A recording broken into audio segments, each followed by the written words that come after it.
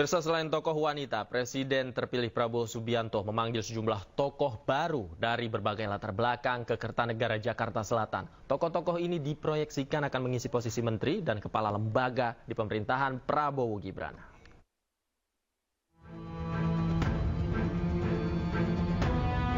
Jelang pelantikan Presiden Prabowo Subianto memanggil sejumlah tokoh dari berbagai latar belakang ke kediamannya di Kertanegara, Jakarta Selatan. Pemanggilan sejumlah tokoh ini nantinya akan diproyeksikan akan menempati posisi menteri dan kepala lembaga di pemerintahan Prabowo Gibran. Ada yang menarik karena terdapat sejumlah tokoh pendatang baru yang sebelumnya belum pernah menduduki posisi menteri atau kepala negara dalam pemerintahan Presiden Joko Widodo.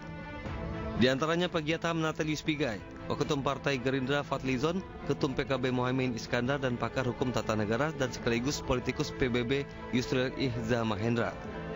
Usai bertemu dengan Prabowo, Yusril mengatakan pertemuannya sangat singkat karena keduanya sudah lama saling mengenal.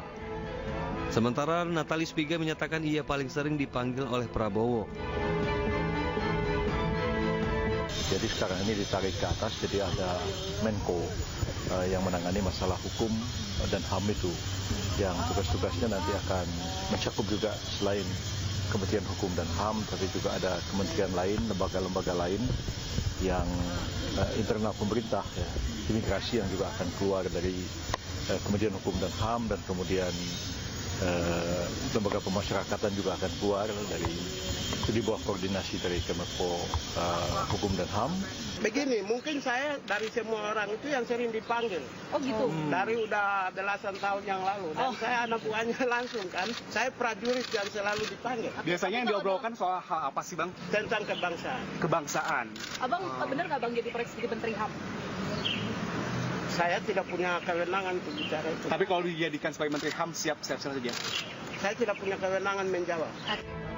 Selain itu, Presiden terpilih Prabowo Subianto juga memanggil sejumlah tokoh baru lainnya seperti politikus Partai Gerindra Marwar Al-Sirait, politikus Golkar Nusron Wahid dan Maman Abdurrahman, Ketua DPD RI Sultan Bakhtiar Najamuddin, Imam Besar Masjid Istiqlal Nasaruddin Umar, dan Wakapolri Komjen Pol Agus Andrianto. Tim Liputan Ainus melaporkan.